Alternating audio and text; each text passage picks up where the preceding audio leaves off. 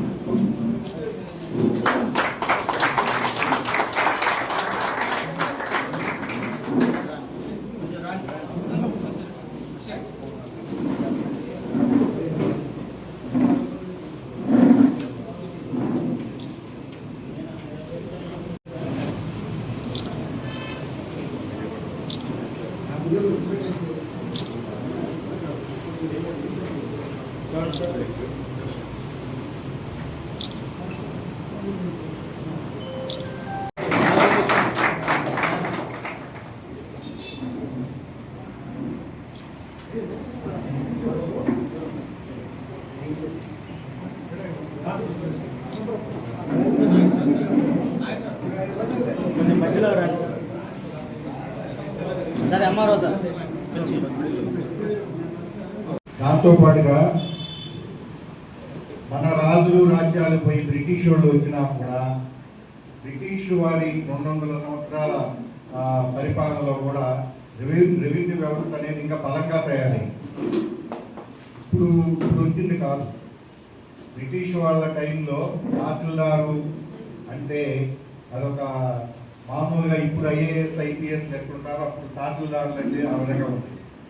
అంటే అంత స్థాయిలో పేరు కన్న వ్యవస్థ. ఎందుకంటే ఇప్పుడు మన రెవెన్యూ రికార్డులన్నీ కూడా కానీ చూస్తే బాగా రెవెన్యూ చట్టాల మీద అవగాహన ఉండేవాళ్ళకి. ఇప్పుడు డైక్లాట్లు కానీ, 10-1 కానీ ఇవన్నీ బ్రిటిష్ వాళ్ళ కాలం నుంచి మొత్తం ఉంటాయి.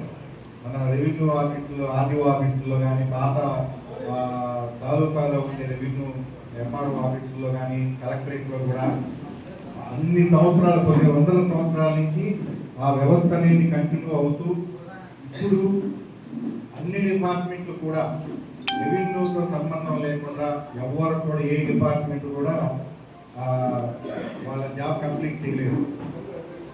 ప్రతి దాంట్లో కూడా రెవెన్యూ అనేది కంపల్సరీగా ఉండే విధంగా ఉంటుంది. ఎందుకంటే ఇప్పుడు నేషనల్ హైవేలు కానీ, గ్రామ పంచాయతీల్లో కానీ ఒక ప్రాజెక్టు కట్టాలన్నా దేంట్లైనా సరే ఆఖరికి వచ్చేసరికి రెవెన్యూ వాళ్ళతోటి వస్తుంది. అంటే అంత తలమానికంగా ఈ వ్యవస్థ అనేది ఇన్ని వందల సంవత్సరాల నుంచి కొనసాగుతుంది. కానీ ఇప్పుడు టెక్నాలజీ వచ్చిన తర్వాత ఇంకా కొత్త తరం వచ్చారు. పాత తహసీల్దారులు వాళ్ళకు డీటెయిల్ కానీ వాళ్ళకు ఉన్నంత అవగాహన ఇప్పుడు వాళ్ళకు కొంత తక్కువ.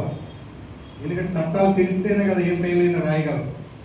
అంటే మామూలు చట్టాలు కాదు, రెవెన్యూ చట్టాలంటే సపరేట్గా ఉంటాయి. ఏ కోర్టులో అందులో కోర్టు కేసులు అనేవి చాలా ఎక్కువ నమోదవుతాయి. దాదాపు నాకు తెలిసి కొన్ని మండలాల్లో తహసీల్దార్కి సగం డ్యూటీ అంతా కోర్టు కేసులకి సరిపోతుంది. అంటే అన్నిటి మీద ఇప్పుడు వచ్చిన విఆర్ఓలు, సర్వేర్లు ప్రధానంగా రెవెన్యూ చట్టాల కింద అవగాహన పెంచుకోండి. అంటే ఏది చేయొచ్చు, ఏది చేయకూడదు. ముందు చేయకూడని పనులు కూడా ఉన్నాయి. ఆ చేయకూడని పనులు చేసినప్పుడే మనకి కొద్దిగా చెడ్డ పేరు వస్తుంది. ప్లస్ విలేజ్లో కూడా కొంత ఇబ్బందికరంగా ఉంటుంది. కొంతమంది జనరల్గా రెవెన్యూ డిపార్ట్మెంట్లో 5 ఏళ్ళు ఒక దగ్గర పనిచేశారంటే వాళ్ళు ఎంత బాగా పనిచేస్తేనే 5 ఏళ్ళు ఉండగలరు. 5 ఏళ్ళు ఉన్నారంటే చాలా సక్సెస్ఫుల్ ఎంప్లాయర్. ఎందుకంటే అంత జనాలతో అంత కలిసిపోతారు. అన్ని అవసరాలు ఉంటాయి. ప్రతిరోజు అవసరం ఉండే డిపార్ట్మెంట్ ఏదంటే రెవెన్యూ. 5 ఏళ్ళు నేను కూడా మిమ్మల్ని కోరేది ఏంటంటే మీరు ఎక్కడ పని చేసినా 5 ఏళ్ళు అయిపోయి పంపించే విధంగా ఉండాలి. కానీ సంవత్సరానికి 6 నెలలకి మేము భరించలేము, పంపించాలి అనే పరిస్థితుల్లో కానీ ఎవరు కూడా ఈ తరంలో ఉండకూడదు. ఇప్పుడు వచ్చి యూత్కి చెప్తున్నా, పాత వాళ్ళకి చాలా వరకు కూడా అవగాహన ఉంటుంది. ఇప్పుడు అందుకని అదొకటి టెక్నాలజీ పరంగా కూడా బాగా నేర్చుకొని యూజర్ ఐడి పాస్వర్డ్ కూడా ఎట్లా వాడాలి ఎట్లా వాడకూడదో కూడా మీరు మంచి అవగాహనతో ఈ వ్యవస్థకి మంచి పేరు తీసుకురావాలి మండలంలో కూడా. ఎందుకంటే ఈ మండలం చాలా పీస్ఫుల్ మండలం, చాలా బాగా వర్క్ చేస్తే అంత బాగా ఉంటుంది. బాగా చేయకపోతే ఇబ్బంది పడిన వాళ్ళు కూడా ఉన్నారు ఇదే మండలంలో, ఏ డిపార్ట్మెంట్ అయినా కానీ. అంటే పబ్లిక్ రెవెన్యూ యొక్క డిపార్ట్మెంట్ ఎప్పటి నుంచో రాజుల కాలం నుంచే ఉంది. మొదట్లో మనం కేవలం పన్ను వసూలుకు మాత్రమే పరిమితమై ఉంటాం. కాలానుగుణంగా అనేక రకాల జాబ్స్ మనకి అటాచ్ చేయడం జరిగింది.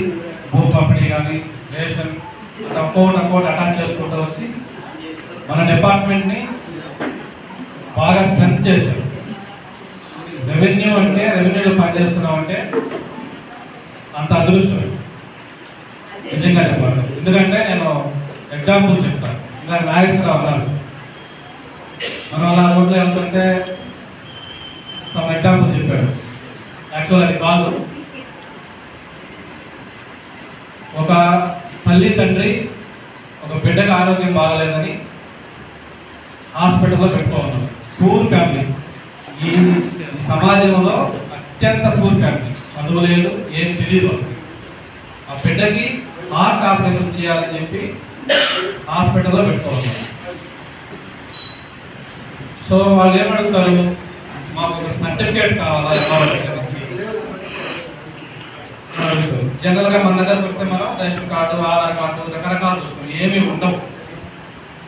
ఎందుకంటే వాళ్ళు చదువుకోలేదు, ఏమీ తెలియదు, ఏం చేయాలో తెలియదు. సరే ఏదో ఎవరితో పట్టుకొని మొత్తానికి మన ఆఫీస్ దాకా చేరుకుంటే ఆ సర్టిఫికేట్ ఆయన హార్ట్ ఆపరేషన్ చేయించుకోవడానికి అర్హుడు అనేది మనం ఒక సర్టిఫికేట్ ఇష్యూ చేస్తే ఆ బిడ్డ అక్కడ బతుకుతాడు. మనం ఇవన్నీ చూడకుండానే మనం వాళ్ళ పరిస్థితిని గమనించి మనం సర్టిఫికేట్ ఇష్యూ చేస్తాం. ఆ బిడ్డ అక్కడ ఆపరేషన్ జరుగుతుంది, హ్యాపీగా బతుకుతాడు, బయటకు వస్తాడు. ఇది మన డిపార్ట్మెంట్కి అత్యంత ముఖ్యమైన. అదేవిధంగా రకరకాల పిల్లలు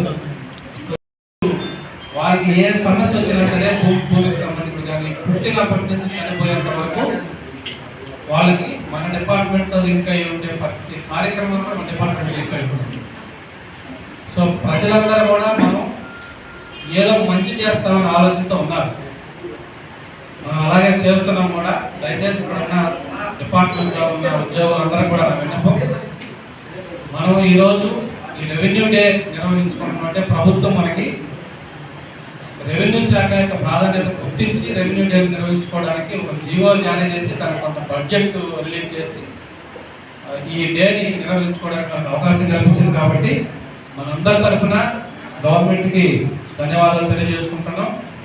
సో నేను కోరేది అందరిని కూడా, రెవెన్యూ ఉద్యోగులందరినీ కూడా, ఎవరైనా మన దగ్గరకు సహాయం కోరి వస్తే వారిని మన కుటుంబ సభ్యుల్లాగానే మానవతా దృక్పథంతో వాళ్ళతో మాట్లాడి అసలు వాళ్ళ సమస్యను మనం అర్థం చేసుకొని చేయగలమా చేయలేము. చేయగలమంటే ఎంత దూరమైనా మీరు చేయగలరు. చేయగలమంటే బాబు ఈ కారణంతో మేము చేయలేకపోతున్నాం అని చెప్పగలగాలి. ఇది మనం అలవాటు చేసుకుంటే మన డిపార్ట్మెంట్ యొక్క ఖ్యాతి ఇంకా పెరుగుతుంది. సో అందరూ కూడా ఈ రకంగా ప్రజలకి మనం ఉన్నంతకాలం డిపార్ట్మెంట్లో మనం వచ్చాము.